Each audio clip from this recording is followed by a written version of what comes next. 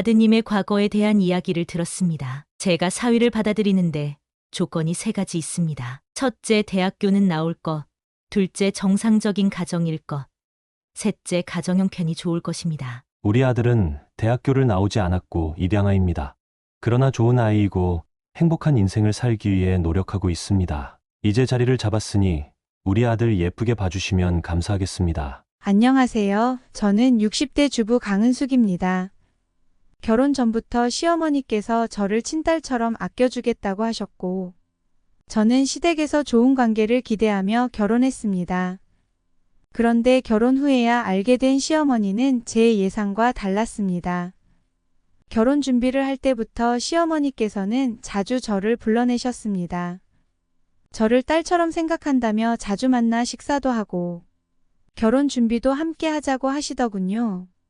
하지만 결혼식을 앞두고 시어머니의 요구가 늘어나기 시작했습니다. 은수가, 웨딩홀은 이곳이 좋을 것 같아. 내가 다 알아봤거든. 저희가 이미 다른 예식장을 예약을 했는데요. 네가 뭘 알아? 이런 거는 어른이 잘 보니까 바꿔라. 시어머니의 의견을 거스르기 어려워 결국 저희가 원하는 예식장을 포기하고 바꿨습니다. 그때부터 시어머니의 딸처럼 대하겠다는 말에 의구심이 들었습니다. 결혼 후 시댁에 들어가 인사를 드린 첫날 밤이었습니다. 저는 처음이라 긴장하면서도 열심히 적응해 보려 했죠. 그런데 시어머니께서는 밤늦게 저를 부르시더니 한숨을 푹 쉬며 말씀하셨습니다. 은수가, 내가 너를 딸처럼 여겨도 시집 온 사람은 손님이 아니야. 첫날이라도 예의는 지켜야지. 죄송해요, 어머니. 혹시 제가 뭘 잘못했나요? 시댁 어른이 방에 들어가지 않았는데 먼저 방에 들어가서 쉬는 건 예의가 아니란다. 주의해라. 그날 이후로 시어머니는 저에게 집안의 크고 작은 일들을 맡기기 시작했습니다. 새벽부터 일어나 청소를 하고 아침 준비도 제가 맡았습니다. 시어머니께서는 저에게 늘 부족하다고 말씀하셨습니다. 어느 날은 시어머니께서 큰 소리로 저를 부르시더니 아주 사소한 이유로 저를 나무라셨습니다.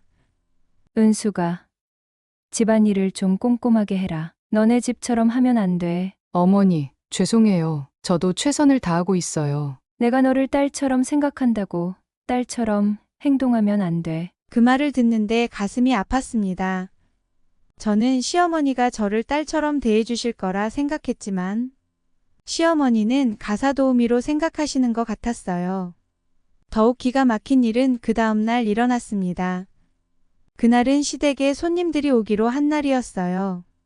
시어머니께서 저에게 새벽부터 음식을 준비하게 하시고는 손님들 앞에서는 이렇게 말씀하셨습니다. 우리 며느리는 이런 음식을 준비하는 게 처음이거든요. 제 솜씨가 안 들어간 음식이 없지만 이해해 주세요. 네? 어머니, 제가 다 만들었는데요. 은수가 어른들 얘기하는데 끼어드는 거 아니다. 정말 속상하고 눈물이 날 것 같았습니다. 시어머니께서는 늘 저를 배려한다는 말을 입에 달고 사셨지만 막상 저를 향한 행동은 전혀 배려가 없었습니다. 결혼 전에는 한없이 따뜻했던 시어머니가 결혼 후에는 완전 변해버렸습니다. 이런 일이 반복되다 보니 결국 남편과도 다툼이 생기기 시작했습니다. 한 번은 제가 용기를 내서 남편에게 힘든 상황을 털어놓았어요. 여보, 어머니가 날 딸처럼 대해주신다고 하셨는데 말과는 달리 나를 너무 힘들게 하셔. 엄마가 너한테 딸처럼 잘 대해주잖아. 예민하게 생각하지 말고 받아들여봐. 여보, 내가 예민해서 그런 게 아니라 정말 너무 힘들어. 어머님께서 자꾸 우리 엄마가 얼마나 너를 예뻐하는데 그래? 네가 시댁에 적응을 못하는 게 문제야. 남편은 저의 말을 들어주지 않았습니다. 그 순간 너무 속상해서 눈물이 났고 이런 결혼 생활을 지속하는 게 맞는지 의문이었습니다. 어느 날 큰맘 먹고 시어머니에게 솔직하게 이야기했습니다.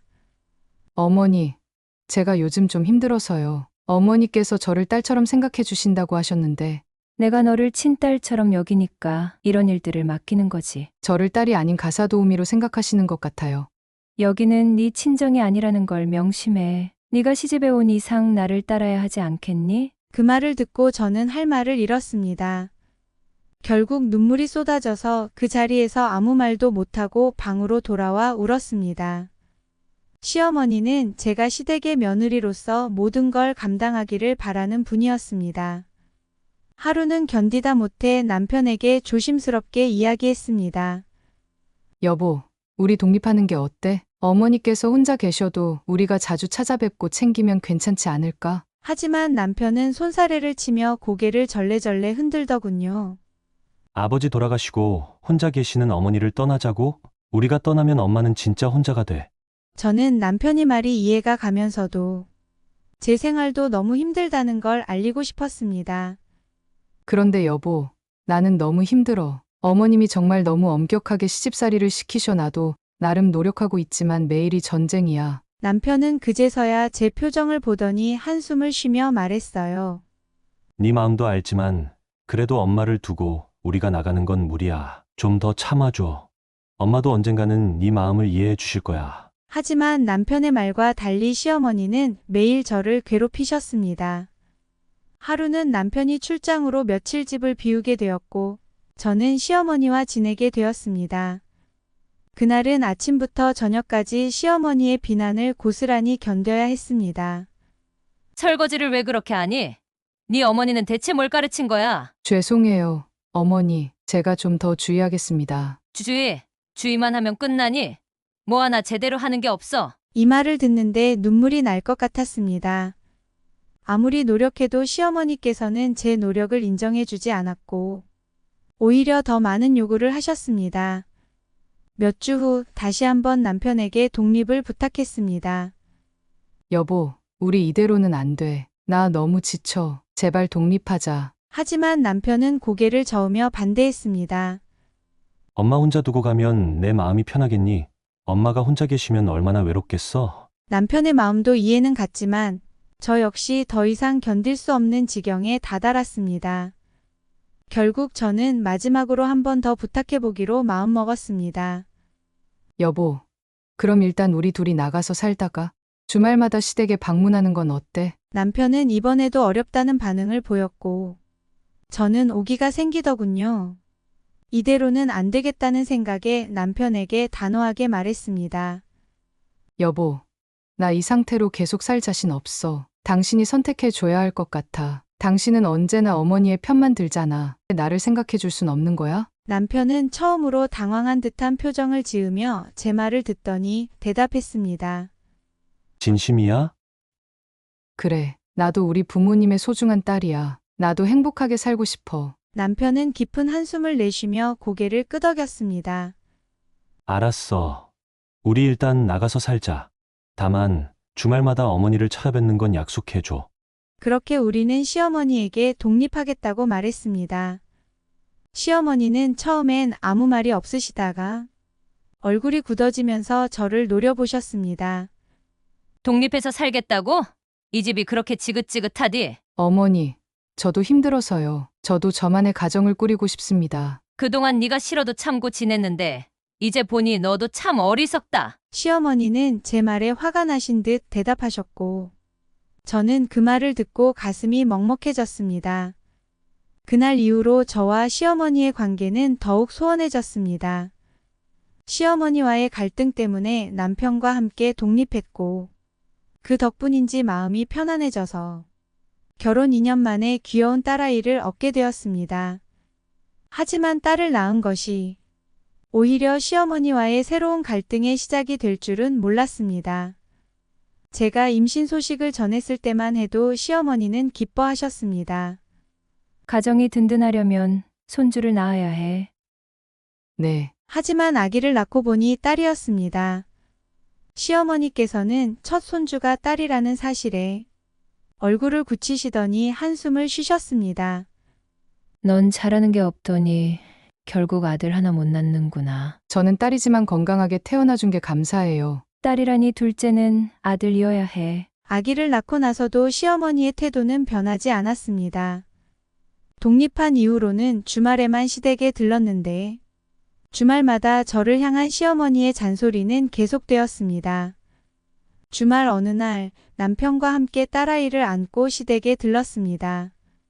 시어머니께서는 손녀를 바라보며 조용히 한숨을 쉬더니 말씀하셨어요.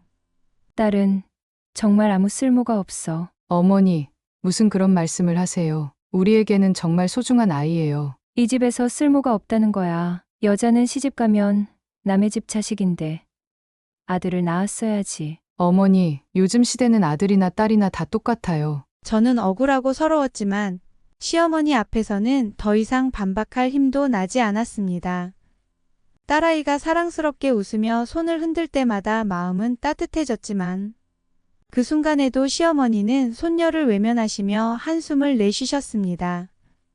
그날 밤 집으로 돌아와 남편에게 솔직히 이야기했습니다. 여보, 어머니께서 계속 딸 낳았다고 구박하셔. 나는 아들, 딸 구분하지 않고 예뻐해 주실 줄 알았는데 너무 상처받아. 엄마는 옛날 분이셔서 그래. 너가 조금만 이해해줘. 나도 이해하려고 하지만 매주 이렇게 듣고 있으면 너무 힘들어. 이제는 우리 딸까지 상처받을까봐 걱정돼. 조금만 참아줘. 시간이 지나면 나아지겠지. 남편의 말처럼 시간이 지나면 나아질 거라고 믿고 싶었지만 상황은 나아지지 않았습니다. 그 다음 주말에도 시어머니는 저를 부르시더니 말씀하셨어요. 아들 낳을 준비는 하고 있지? 이 집안에 아들은 있어야 해. 어머니, 저 출산한 지 얼마 안 됐어요. 그렇게 바로 아들을 바라시는 건 저한테 너무 큰 부담이에요. 이 집안 며느리라면 그 정도 각오는 해야지. 아들을 낳지 않고선 네 자리도 없다고 생각해라. 시어머니의 말에 마음이 무너졌습니다.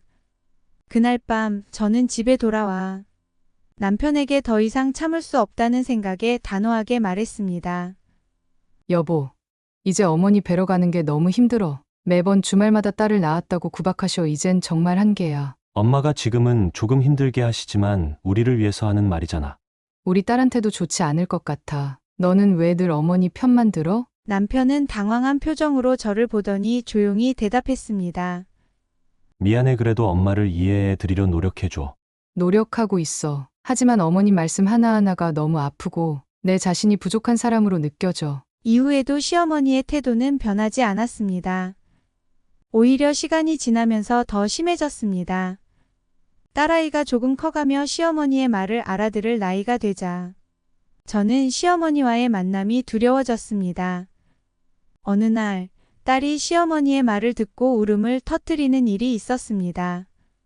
딸아이가 할머니에게 인사를 했지만 시어머니께서는 무표정한 얼굴로 아이를 보며 말씀하셨습니다.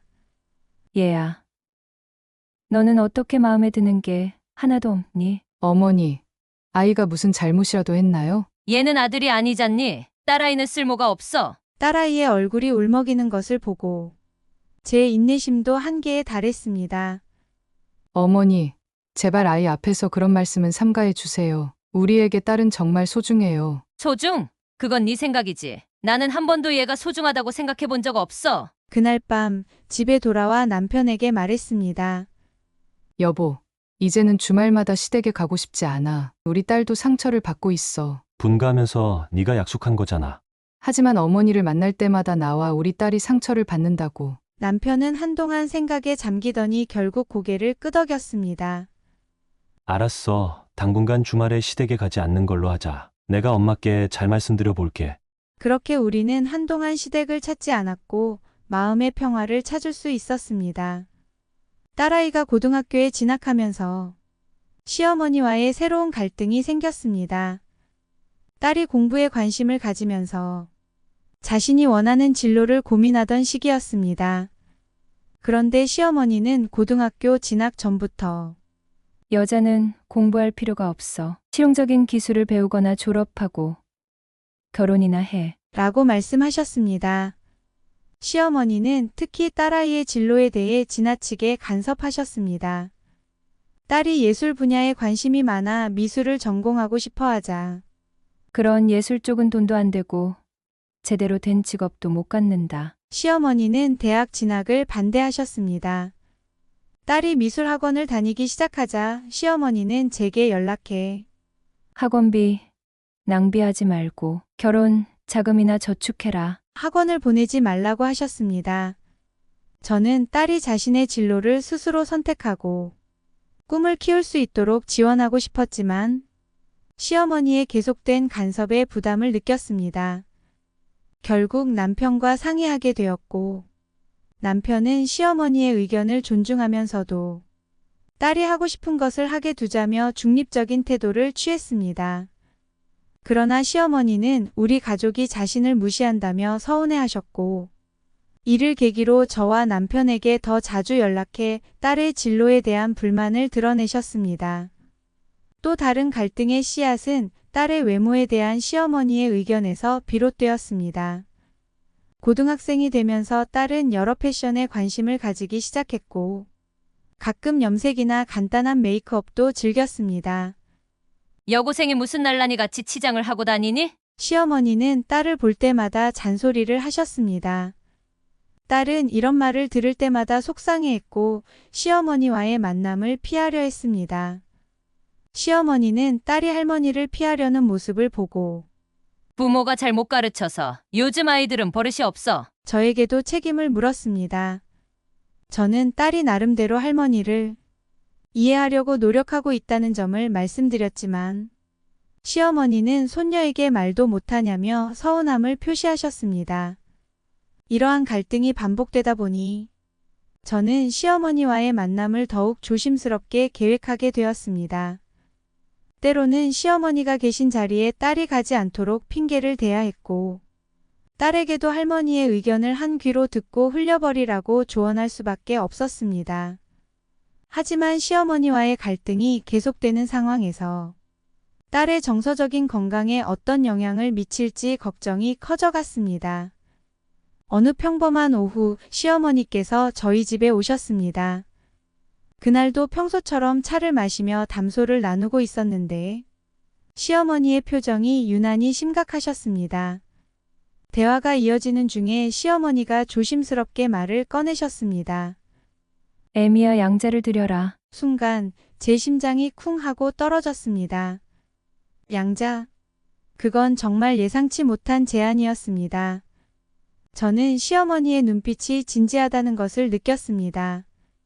양자를요? 제가 조심스럽게 물었습니다. 우리 동네에 업둥이가 있는데 부모님이 힘들어서 입양할 사람을 찾고 있대. 너희가 아들을 낳을 생각이 없으니 업둥이를 데려오자는 거다. 저는 순간 머릿속이 하얘졌습니다. 업둥이를 키워야 한다니 두려웠습니다. 양자라는 것이 얼마나 큰 책임인지, 그리고 그 아이가 우리 삶에 어떤 영향을 줄지 많은 생각이 들었습니다.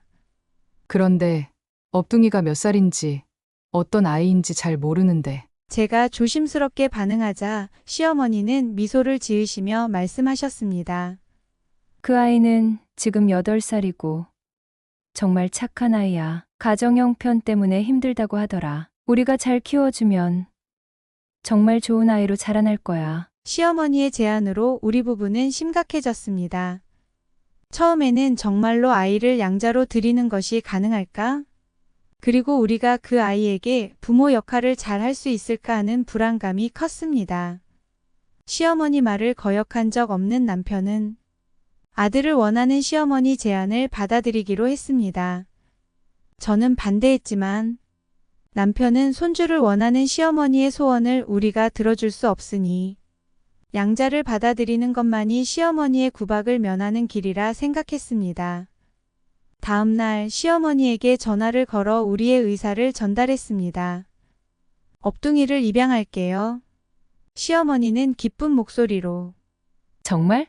그러면 오늘 바로 데려오자. 라고 하셨습니다. 그날 저녁 시어머니와 함께 업둥이를 만나러 갔습니다. 아이는 작은 키에 큰 눈망울을 가진 예쁜 아이였습니다. 그 아이가 저를 보고 반짝이는 눈빛으로 웃어주자 마음이 따뜻해지는 기분이 들었습니다. 안녕, 우리가 너희 새로운 부모가 될 거야. 제가 다가가 인사를 하자 업동이는 수줍게 고개를 숙였습니다. 시어머니는 그 아이에게 사랑을 쏟으며 너 이제 우리 집으로 가는 거야? 너무 행복할 거야. 라고 말씀하셨습니다. 그렇게 우리는 업둥이를 집으로 데려오게 되었습니다. 처음에는 어색하고 불편했지만 점차 서로의 마음을 알아가는 시간이 흐르며 집안의 따뜻한 분위기가 감돌기 시작했습니다. 하지만 업둥이를 키우는 과정은 결코 순탄치 않았습니다. 아이는 가끔씩 불안해하며 저에게 의존했고, 그로 인해 저와 남편은 더 많은 사랑과 관심을 쏟아야 했습니다. 시어머니는 아들을 보러 자주 찾아오셨고, 우리 손주 예쁘게 자라고 있지? 라며 응원해 주셨습니다. 그런 지원은 큰 힘이 되었지만, 동시에 아이를 잘 키워야 한다는 압박감도 느꼈습니다. 우리 부부는 기대에 부응하기 위해 노력했지만, 시어머니는 불만이 많으셨습니다. 우리 부부는 우리의 방식으로 아이를 키우고 싶었습니다. 어느 날 아들이 친구와 싸우고 돌아왔습니다. 울며 들어온 아들을 위로해 주려 했지만 시어머니는 무조건 다 받아주면 안 돼, 라며 간섭하셨습니다. 그 말을 들은 저는 화가 났습니다. 어머니, 우리도 아이를 키우는 방식이 있어요, 라고 소리쳤습니다. 어느 날 저녁 아들이 눈이 벌개져서 집에 들어왔어요. 무슨 일인지 물어봤지만 대답하지 않고 방으로 쏙 들어가더군요. 저는 걱정스러운 마음에 방으로 들어가 아이에게 물었습니다. 무슨 일 있었니? 엄마한테 말해줄래? 아이는 한참을 울더니 조심스럽게 입을 열었어요. 엄마, 나 친구들이 자꾸 업둥이라고 놀려요. 그 말을 듣는 순간 제 가슴이 철렁 내려앉았습니다.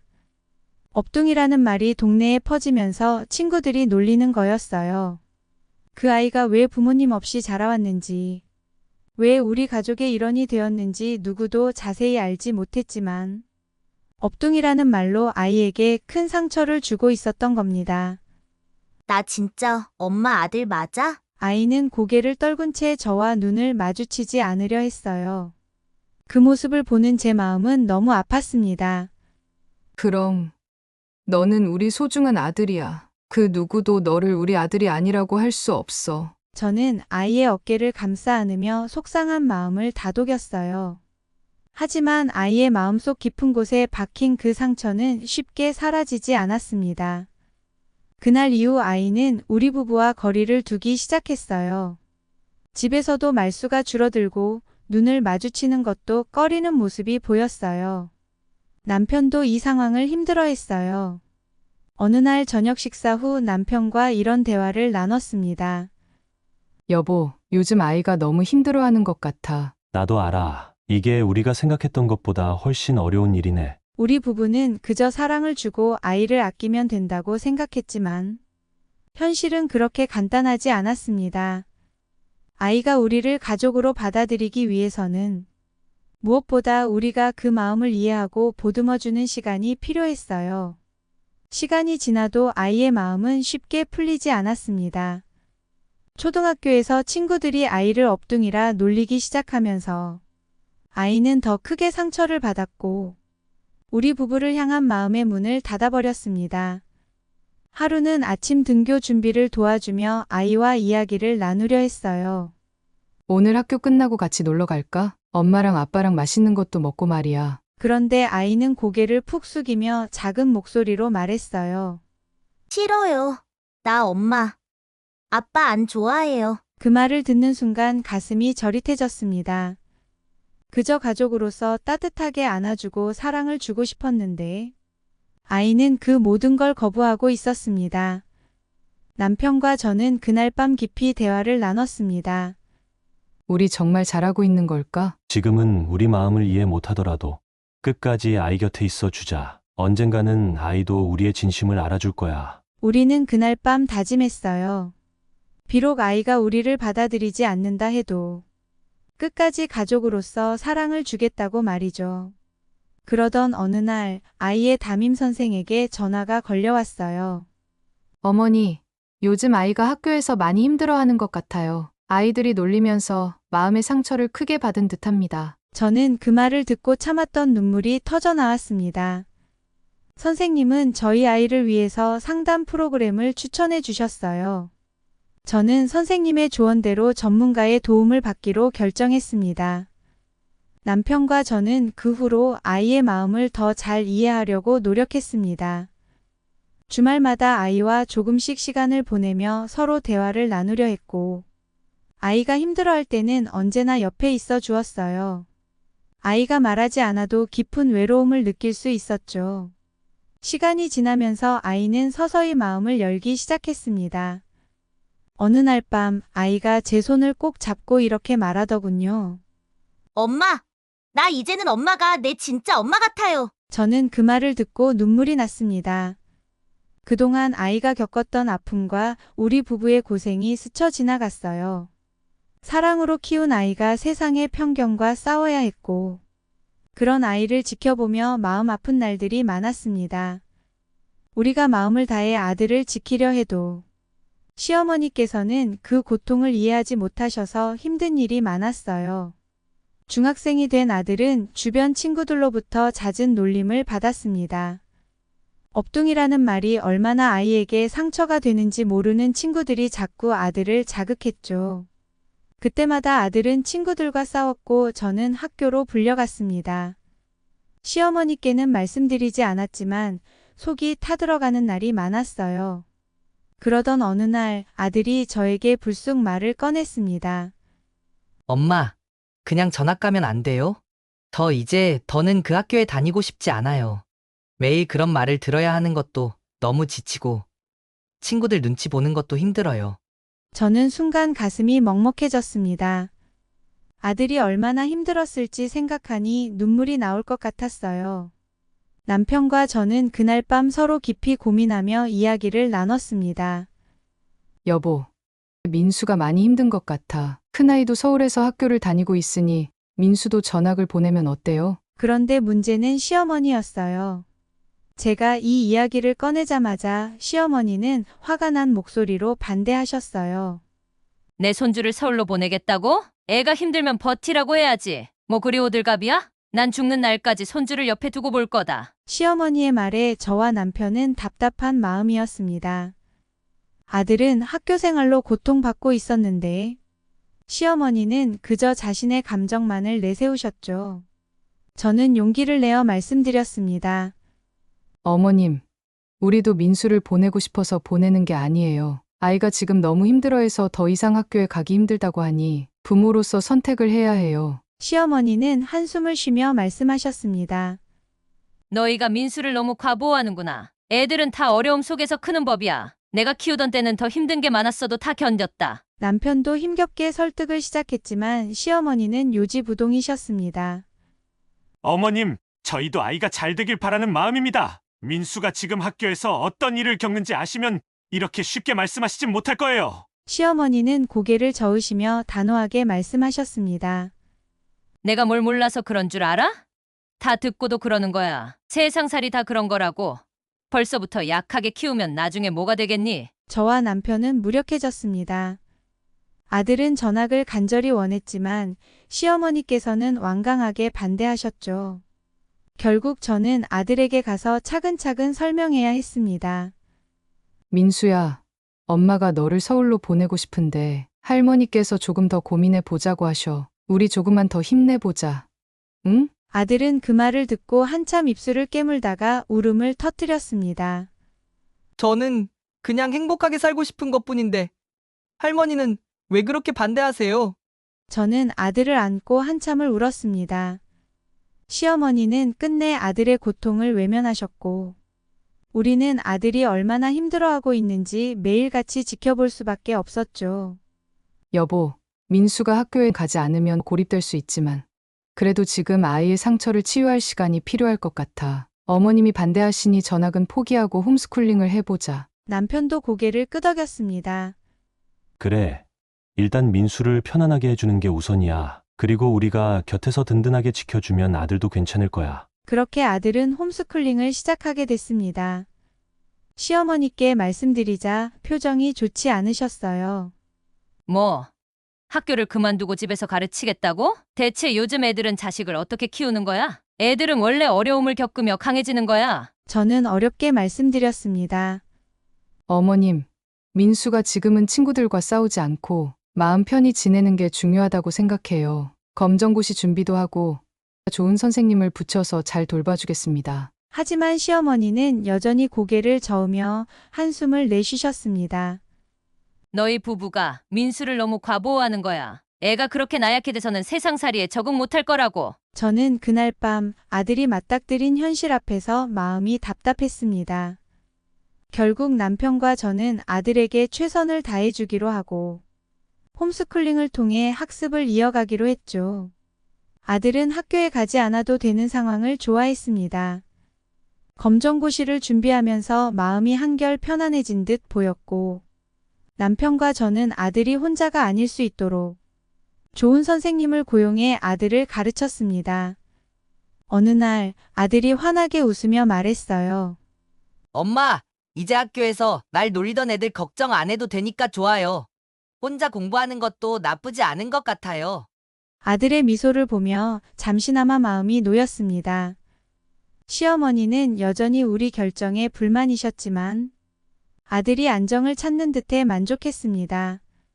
그런데 시간이 지나면서 아들이 또래와 어울리지 못하는 것에 불편함을 느끼기 시작했어요.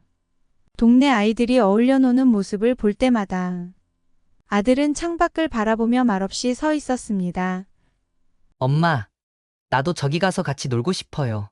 근데 내가 저 아이들한테 끼어도 될까요? 저는 그 말을 듣고 가슴이 아팠습니다. 우리 결정이 아들을 고립시키고 있는 건 아닌가 하는 생각이 들었죠. 그날 밤 남편과 저는 또다시 깊은 고민에 빠졌습니다. 아들은 시간이 지날수록 큰 외로움을 느꼈습니다. 어느 날부터인가 게임을 하기 시작하더니 하루 종일 게임 속에서만 시간을 보냈습니다. 아들, 오늘은 엄마랑 같이 마트라도 갈까? 싫어요. 게임 중이라고요. 게임도 좋지만 가끔은 엄마랑 이야기 나누면 좋지 않을까? 게임할 거예요. 그때부터 대화는 계속 줄어들었고 아들은 더 게임에 빠졌습니다. 저는 아들을 사랑으로 감싸 안으려 했지만 아들은 저를 밀어내기만 했습니다. 어느 날은 게임 중독 치료센터까지 찾아갔습니다. 아들과도 이야기를 해봤지만 돌아오는 대답은 똑같았어요. 엄마, 제발 그만 좀 해요. 센터를 다니는 것도 별다른 효과가 없었습니다. 그렇게 몇 년이 흘러 아들은 검정고시를 재수해서 겨우겨우 고졸 학력을 얻었습니다. 그동안 저는 속이 터지고 마음이 찢어지는 것 같았지만 그래도 포기할 수는 없었어요. 아들이 고졸 학력을 얻고 나서 저는 대학 진학을 권유했습니다. 그래도 대학교에 가면 사람들도 만나고 다양한 경험을 쌓을 수 있지 않을까 싶었어요. 하지만 아들은 제 말을 듣지 않았습니다. 엄마, 저는 그냥 빨리 돈을 벌고 싶어요. 아들, 대학에서 배울 수 있는 게 많아. 네가 대학에 가서 많은 사람들과 어울리면 좋은 경험이 될 거야. 저는 빨리 취업해서 돈 벌고 싶어요. 결국 아들은 대학에 가지 않고 바로 취업의 길을 택했습니다. 하지만 그마저도 오래가지 못했습니다. 회사에서 일한 지 몇 달 되지 않아 아들은 불만을 쏟아냈습니다. 엄마, 회사 생활이 힘들어요. 사람들하고 맞춰가야 하는 것도 싫어요. 아들, 그래도 첫 직장이니까 조금 더 참아보자. 회사 생활도 익숙해지면 괜찮아질 거야. 엄마, 저는 평생 이렇게 살기 싫어요. 그만두고 차라리 장사를 하고 싶어요. 그 말을 듣는데 너무 가슴이 아프더군요.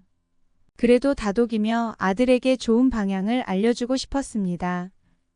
여보, 우리 아들 장사하고 싶어 하는 것 같은데 어떻게 해야 할까? 장사라는 게 그렇게 쉬운 일이 아니야. 사회 경험도 부족한 아이인데 감당하지 못할 거야. 직장 생활 말고 다른 걸 찾아보고 싶은 것 같아. 하지만 남편은 반대했습니다.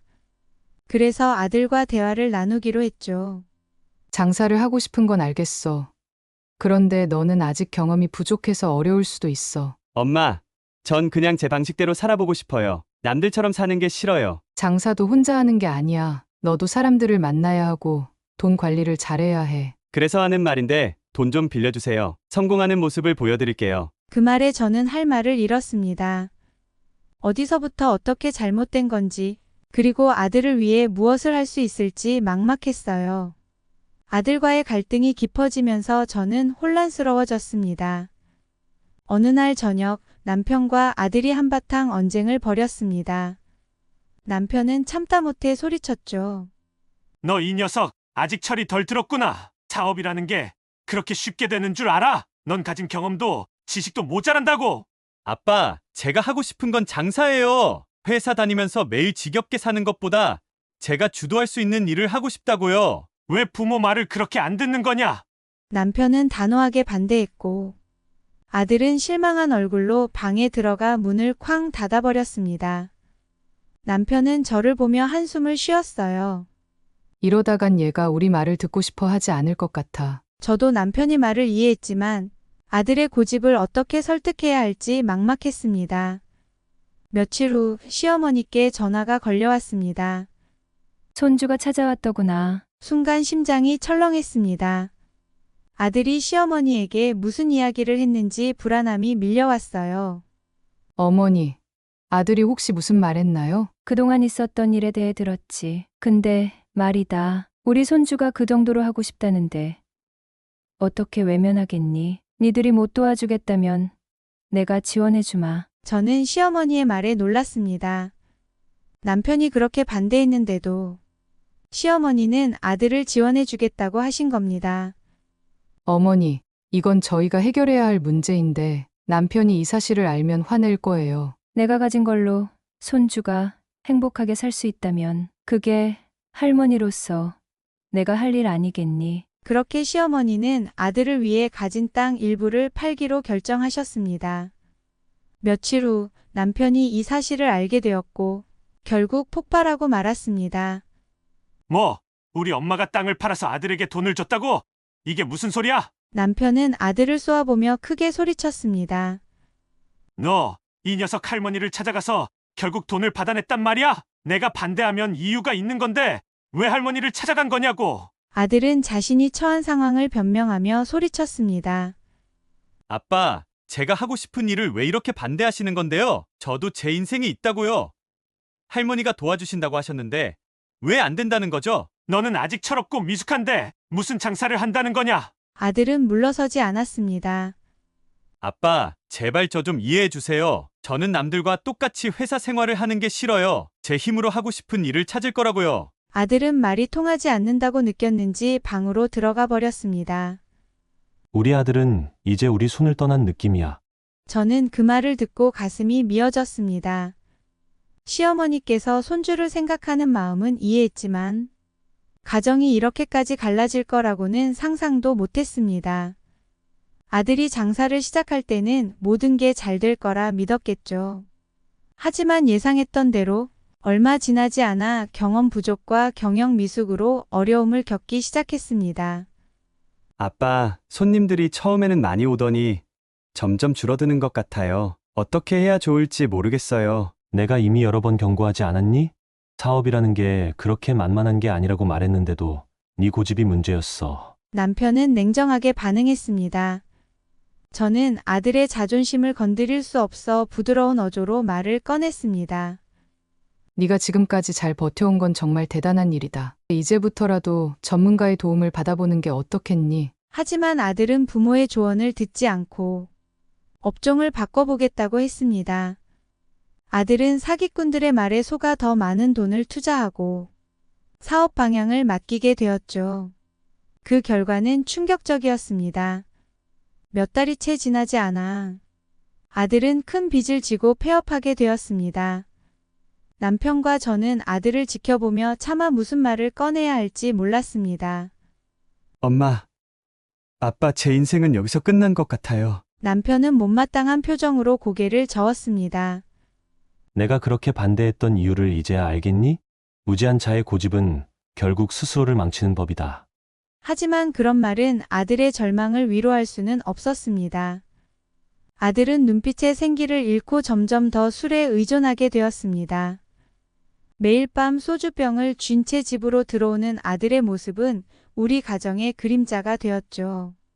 그렇게 술로 하루를 보내는 날들이 이어졌고 아들은 점차 절망 속에 갇혀갔습니다.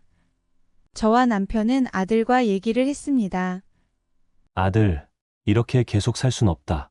네가 무너지는 걸 우리도 더 이상 지켜볼 수가 없구나. 엄마, 아빠 저도 알아요. 모든 걸 잃어서 저도 감당하기 힘들어요. 저는 눈물이 났습니다. 아들이 얼마나 힘든지 알면서도 도와줄 방법이 없어 답답했습니다. 그리고 얼마 후 아들은 더욱 큰 문제에 휘말리고 말았습니다. 친구들과 어울려 도박을 한 것입니다. 도박이 아들에게 일시적인 위안이 되었을지 몰라도 그 대가는 가혹했습니다.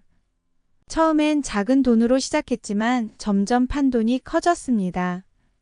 아들은 도박으로 빚을 한 방에 해결하고 싶어 했습니다. 하지만 빚 청산은커녕 더 큰 빚을 졌습니다. 얼마 후 우리 부부는 아들의 문제를 알게 되었습니다. 도박까지 했다고? 이 녀석아! 사람으로서 하지 말아야 할 선이 있는 거야! 남편은 분노를 참지 못하고 아들을 혼냈지만 아들은 고개를 숙인 채 아무 대답도 하지 않았습니다. 미안해요. 아빠, 엄마, 저는 어떻게 해야 할지 모르겠어요. 저는 가슴이 무너지는 기분이었어요. 아들이 이렇게까지 힘들어하는데 정작 우리가 해줄 수 있는 건 아무것도 없었습니다. 그저 아들을 위로하며 다시 일어설 수 있도록 도와주는 방법밖에 없었죠. 남편과 저는 아들이 다시 일어설 수 있도록 힘을 내기로 다짐했지만 이 또한 쉽지 않았습니다. 아들은 이미 스스로에 대한 신뢰와 자존감을 모두 잃은 상태였습니다. 그렇게 힘든 시간을 보내던 어느 날 시어머니께서 돌아가셨습니다. 아들은 한동안 눈도 마주치지 않았고 대화도 하지 않았습니다. 시어머니는 아들에게 있어서 유일한 버팀목이었을지도 모릅니다. 마지막까지도 아들의 선택을 응원해 주신 분이었으니까요. 장례식이 끝나고 집으로 돌아온 날 아들은 우리에게 말했습니다. 할머니가 돌아가셨을 때 저도 같이 끝난 것 같아요. 할머니만큼 저를 이해해주는 분은 없으니까요. 저와 남편은 아들의 무너진 모습을 보며 어떻게든 다시 힘을 내라고 격려했지만 아들은 점점 더 술에 의존하며 도박의 늪에 빠져들었습니다. 이제는 우리도 어쩔 수 없는 상황이 되었습니다. 아들은 매일 밤 도박장으로 향했습니다. 남편은 아들과 이야기를 나누려 했지만 아들은 한숨만 쉬며 말했죠. 아빠, 엄마 미안해요. 할머니가 돌아가시고 나니 더 이상 붙잡을 것이 없어요. 부모로서 무엇을 할 수 있을지 몰라 막막했고 아들이 스스로 돌아오기를 바랄 뿐이었죠. 그 후로 아들은 하루가 다르게 더욱 황폐해져 갔습니다. 그때마다 저희는 후회와 슬픔에 잠겨 있었습니다. 아들의 파란만장한 삶은 우리 가족에게 깊은 시련을 남겼습니다. 시어머니가 물려주신 땅을 처분하면서 큰 돈을 손에 넣었지만 그 돈의 일부는 아들의 빚을 갚는 데 사용해야 했습니다. 남편은 아들을 꾸짖으면서도 한편으로는 안타까운 마음에 아들이 다시 새 출발할 기회를 마련해주고 싶어 했습니다. 여보, 우리에게 남은 돈도 많지 않으니 남은 돈으로 아파트 2채를 사고 아들 장래를 위해서 조금은 투자합시다. 저는 남편의 의견에 고개를 끄덕이며 그 말을 따랐습니다. 그리고 남편은 새로운 계획을 세웠습니다. 여보, 이제 아들이 안정적으로 자리 잡으려면 좋은 배우자를 만나야 해. 좋은 사람과 함께 가정을 꾸리도록 도와줘야겠어. 저는 망설였지만 아들이 새로운 시작을 하길 바라는 마음으로 남편의 계획을 따르기로 했습니다. 그래서 아들을 소개팅 자리에 내보내기로 했습니다. 아들은 우리의 계획을 듣고 강하게 반발했습니다.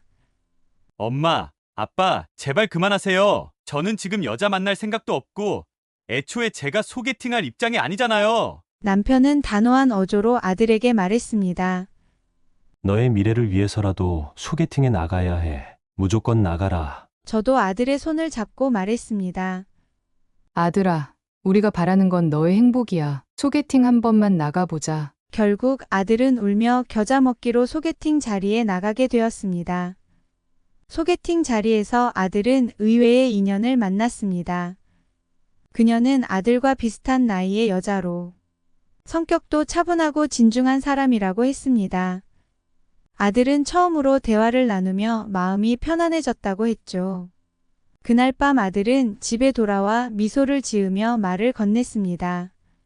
엄마, 아빠, 저 정말 괜찮은 분을 만난 것 같아요. 대화도 잘 통하고 제 상황도 이해해주는 것 같아요. 남편은 그제야 흐뭇한 미소를 지으며 아들을 격려했습니다.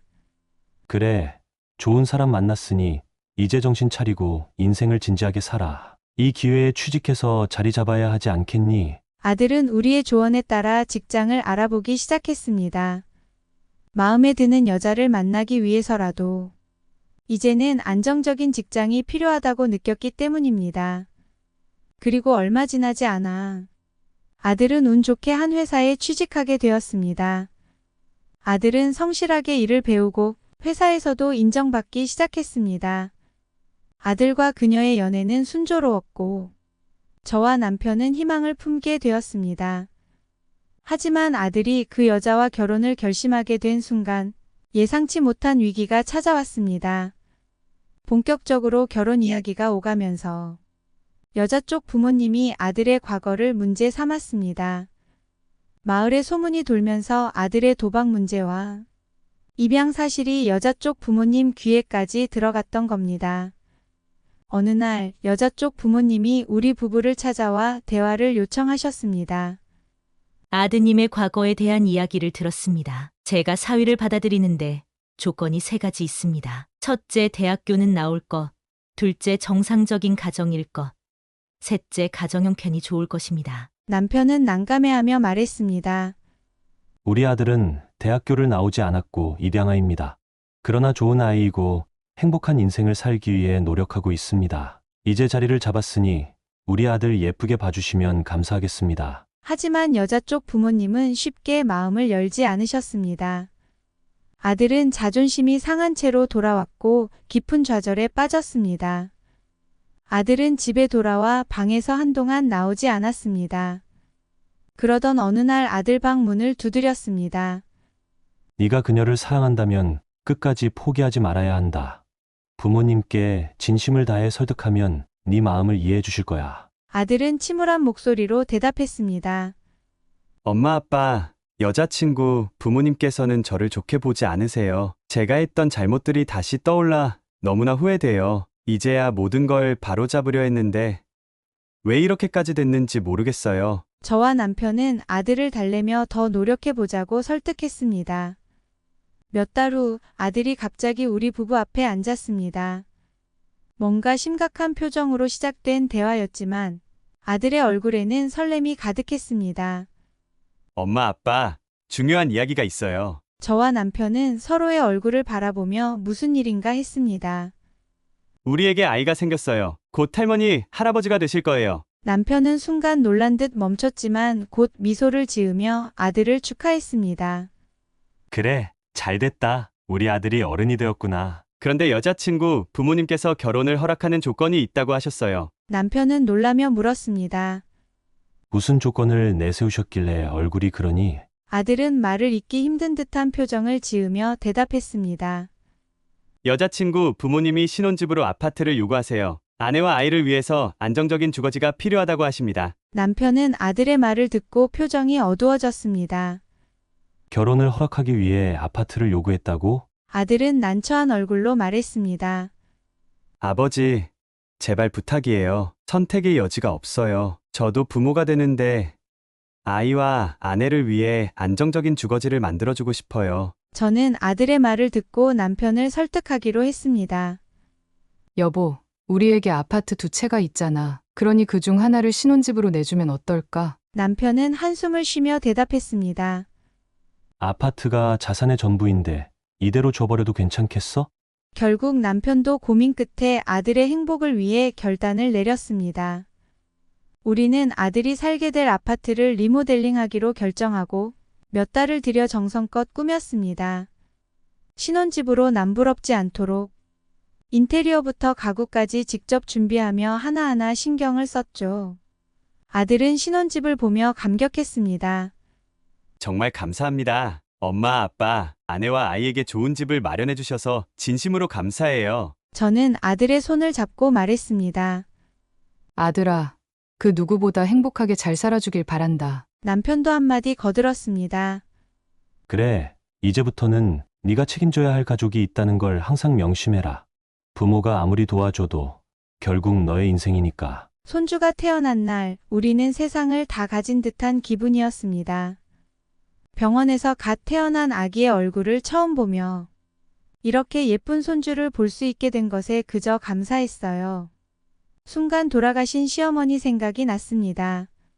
살아계셨다면 손주를 보고 얼마나 기뻐하셨을까요? 아들을 낳지 못한다고 저를 구박하던 시어머니가 지금 살아계셨다면 어땠을까 하는 묘한 감정이 밀려왔습니다. 얼마 지나지 않아 뜻밖의 사건이 벌어졌습니다. 남편이 퇴근하던 길에 교통사고를 당해 중상을 입고 병원에 입원하게 된 겁니다. 그 충격과 슬픔 속에서 저는 남편 곁을 지키며 간호를 시작했어요. 그런데 남편의 회복이 늦어졌고 저 혼자 남편을 돌보는 것이 점점 힘에 부쳤습니다. 결국 아들에게 도움을 요청하기로 했습니다. 주말 저녁 아들 부부를 불러 이야기를 꺼냈습니다. 아버지 상태가 호전되지 않고 계셔. 주말마다 너희가 와서 잠깐이라도 도와주면 좋겠어. 손주도 아버지에게 큰 힘이 될 거야. 아들은 고개를 돌리며 말했습니다. 엄마, 지금 아내랑 저도 아이 보느라 바쁘고 힘들어요. 간병인을 쓰시면 되지 않나요? 남편을 위해 주말마다 잠시 와주기를 바랐던 제 입장에서 아들의 말은 큰 충격이었습니다. 그렇다고 매일 간병인을 쓰면 비용도 만만치 않잖니. 우리도 생활비가 부족해 힘들어. 아들 부부는 대화하는 듯 하더니 며느리가 말을 꺼냈습니다. 어머님, 저희도 아이 때문에 물리적으로나 경제적으로 부담이 커서요. 저는 더는 참을 수 없었습니다. 너희가 조금이라도 도와줄 줄 알았는데 아버지를 위해 잠깐 와줄 수 없는 거니? 아들은 어색하게 웃으며 말했습니다. 엄마, 솔직히 저희도 아직 생활이 힘들어요. 저희가 도와드리기는 힘들 것 같아요. 저는 실망스러움에 눈물이 고였습니다. 아들 부부는 이렇다 할 도움을 주지 않았습니다. 며칠 뒤 남편 병실에서 혼자 간병을 하고 있었는데 남편이 눈을 뜨며 힘겹게 저를 바라보았습니다. 여보, 아이들한테 부탁해봤어? 저는 남편의 손을 꼭 잡으며 억지로 미소를 지어 보였습니다. 하지만 아이들도 요즘 힘들다고 하네. 우리끼리 견뎌내보자. 남편은 잠시 고개를 끄덕이며 다시 눈을 감았습니다. 그 모습에 가슴이 먹먹했습니다. 저는 아들 부부에게 기대고 싶었지만 오히려 그들의 냉정한 태도에 실망할 수밖에 없었습니다. 몇 달이 지나고 남편이 퇴원을 했습니다. 병원비를 정산하는데 치료와 간병비까지 포함하니 생각보다 병원비가 만만치 않더군요. 남편과 상의 끝에 아들 부부에게 병원비 지원을 부탁하기로 했습니다. 아들 부부가 작은 보탬이라도 된다면 부담을 덜 수 있을 거라 생각했습니다. 저는 아들에게 조심스럽게 말을 꺼냈습니다. 아버지 병원비가 많이 나왔어. 우리도 부담이 꽤 되는데 조금이라도 도와줄 수 있을까? 아들은 얼굴을 찌푸리며 말했습니다. 엄마, 도와드리기 어려울 것 같아요. 혹시나 했지만 아들의 반응은 역시나 였습니다. 그래, 알겠어. 너희도 사정이 있겠지. 그렇게 얘기했지만 마음은 이미 상한 상태였습니다. 그동안 아들 부부가 우리에게 기대어 왔던 순간들이 주마등처럼 스쳐갔습니다. 우리 부부는 그들의 결혼식부터 집 문제, 손주 출산까지 하나하나 도움을 주며 살아왔는데 정작 우리가 어려운 상황이 되니 거절당하는 이 상황이 너무도 서글펐습니다. 며느리가 육아휴직을 끝내고 직장으로 복귀할 시기가 다가왔습니다.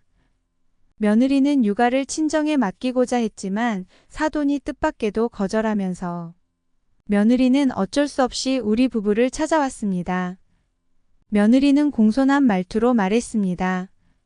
어머님, 아버님, 출근 날이 얼마 남지 않았는데 육아를 부탁드려도 될까요? 저는 웃으며 말했습니다.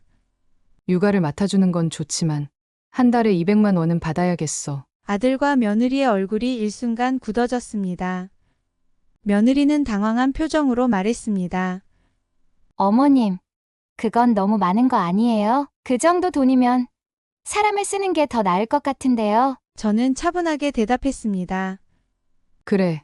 그렇다면 사람을 쓰면 되겠네. 난 돈이 필요해서 일하는 거니까 무료 봉사는 못하겠구나. 아들과 며느리는 불편한 표정으로 서로를 쳐다봤습니다.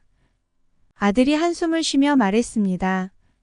엄마, 우리한테 왜 이렇게 매몰차게 대하세요? 손주 돌보는 걸 도와주실 수도 있잖아요. 저는 단호하게 말했습니다. 네가 병원비 도움 요청을 매몰차게 거절했을 때를 생각해봐. 네가 내게 한 만큼 갚아주는 거야. 난 이제부터 네가 우리를 대한 것과 똑같이 대해줄 거야. 아들은 얼굴을 찌푸리며 대답했습니다. 엄마, 그건 다르잖아요. 병원비야, 그때 우리가 형편이 안 돼서 그랬던 거지. 육아는 가족끼리 도울 수 있는 거잖아요. 저는 단호한 표정으로 며느리를 쳐다보며 대답했습니다. 가족끼리는 돕는 거라고 생각했다면 너희도 가족의 일원으로 우리를 도와줬어야지. 이제부터는 너희가 우리에게 준 만큼 돌려받게 될 거야. 아들과 며느리는 아무 말도 하지 못했습니다. 우리 집을 나가면서 며느리는 저에게 들리는 혼잣말을 내뱉었습니다. 사람을 쓰면 되지 뭐. 그 말을 들은 저는 마음이 착잡했지만 저도 제 나름의 자존심이 있었기에 참지 않았습니다. 이젠 더 이상 아들에게 기대지 않기로 결심했으니까요. 며칠 전 갑자기 전화 한 통이 걸려왔습니다.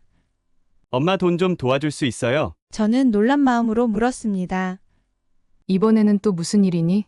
왜 돈이 필요한 거야? 아들은 한숨을 내쉬며 대답했습니다. 엄마가 손주를 안 봐주시는 바람에 사람을 썼잖아요. 그러다 보니 생활비가 부족해요. 아들의 말을 듣고 순간 가슴이 철렁했습니다. 그동안 아들 부부를 위해 지원해준 것도 모자라. 이제는 저를 탓하며 돈을 요구하는 것에 울분이 터졌습니다. 생활비가 부족한 게 내 탓이라는 거니? 부모로서 너희를 많이 도왔지만 이번에는 너희가 알아서 해결해야 해. 더 이상은 도와줄 수 없어. 아들은 잠시 침묵하더니 실망한 듯 짧게 대답했습니다. 알았어요. 통화는 그렇게 끝이 났고 사건은 일단락되는 듯 했습니다. 저는 아들과의 대화 후 마음이 편치 않았지만 더 이상은 신경 쓰지 않기로 했습니다. 그러나 몇 달 후 정말 상상도 못할 일이 벌어졌습니다.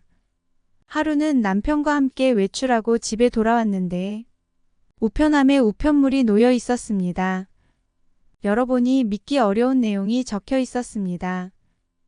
독촉장. 남편과 저는 눈을 의심하며 독촉장을 읽었습니다.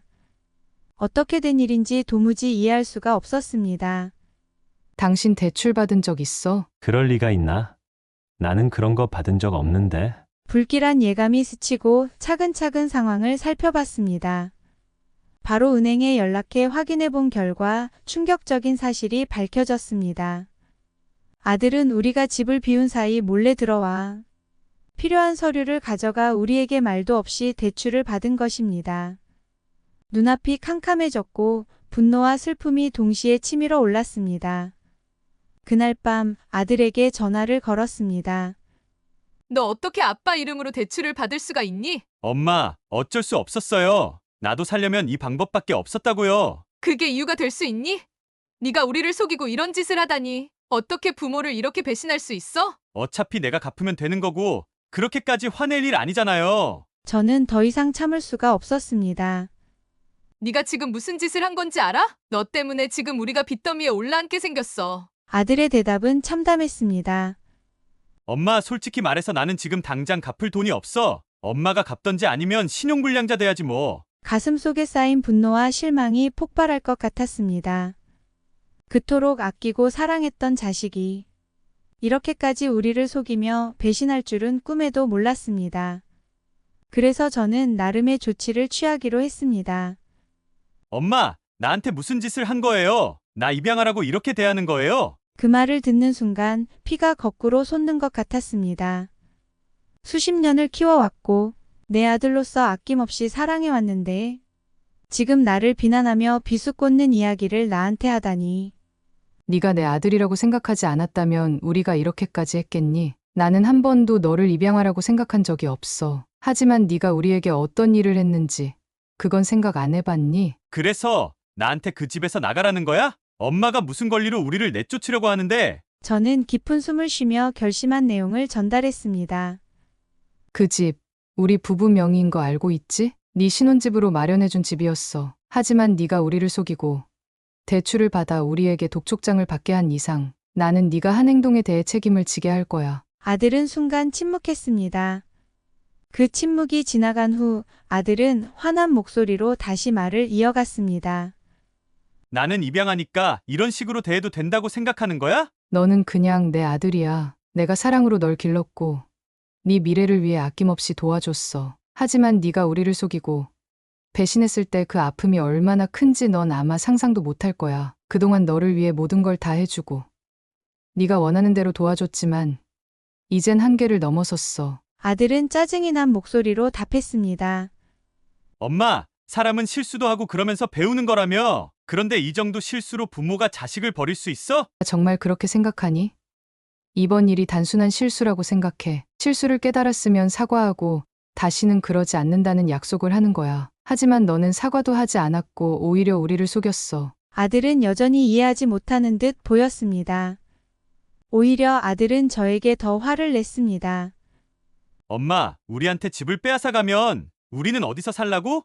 손주도 있는데 쫓아낼 거야? 네가 내 자식이기 때문에 이러는 게 아니야. 누구라도 자신을 속이고 배신한 사람에게는 어떤 도움도 주지 않아. 그리고 그 집을 너에게 준 것은 사랑의 표현이었지만 너는 그걸 이용했어. 이제는 그걸 되돌려받겠다는 뜻이야. 며칠 후 아들 부부가 거주하는 아파트의 강제 퇴거 절차가 시작되었습니다. 아들은 무언가를 깨닫기보다는 오히려 억울함에만 빠져 있었습니다. 우리 부부는 마음은 아프지만 결단을 내렸습니다. 부모와 자식 간의 사랑도 믿음이 사라지면 더 이상 유지하기 어렵다는 것을 절감하게 됐습니다. 오늘의 사연 어떻게 들으셨나요? 자식에게 오랜 시간 동안 애정을 쏟고 뒷받침해온 부모님이 상처를 받고 결국 결단을 내리는 순간의 이야기, 참 무거운 마음이 듭니다. 부모로서 아이가 잘 되길 바라는 마음에 아낌없이 지원했지만 때로는 그 사랑이 자식에게 당연하게 여겨지고 오히려 배신으로 돌아올 때가 있죠. 자식의 잘못된 선택이 계속되면서 부모의 신뢰를 잃게 되고 결국 냉정한 결단에 이르게 된 이야기인데요. 아마 많은 분들이 이 사연을 들으시며 나라도 이렇게 할 수 있었을까? 라는 생각을 하셨을 것 같습니다. 부모와 자식 간의 사랑이 무조건적인 것은 아니기에 믿음과 존중이 깨질 때의 상처는 더 클 수밖에 없겠죠. 자녀가 성장해 나갈 때 부모의 기대와 지원이 어떤 의미인지를 깨닫는 순간이 있기를 진심으로 바랍니다. 사연 속 어머님과 같은 어려움을 겪고 계신 분들이라면 우리 모두 조금 더 공감하고 배려하면서 서로의 마음을 이해할 수 있길 바랍니다. 끝까지 들어주셔서 감사합니다.